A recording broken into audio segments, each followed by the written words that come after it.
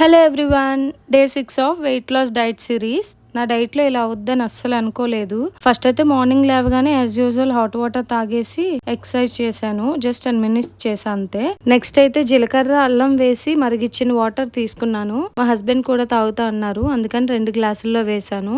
Next ఈ water తాగేసి breakfast చేశాను.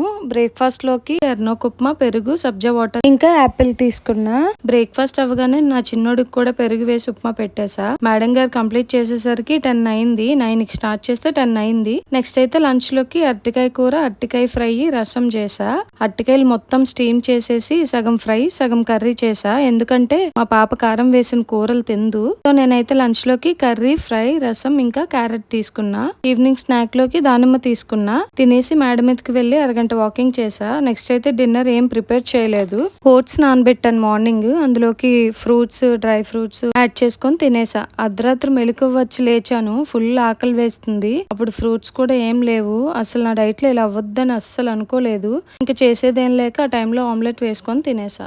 ఇంకా తినేసిన తర్వాత 1 గంట వరకు అయితే నిద్ర పట్టలేదండి అసలు. అలా తిరిగాను. తర్వాత ఇంక పడుకున్నాను. సరే మరి ఉంటాను. డే 7 ఆఫ్ వెయిట్ లాస్ జర్నీలో కలుసుకుందాం.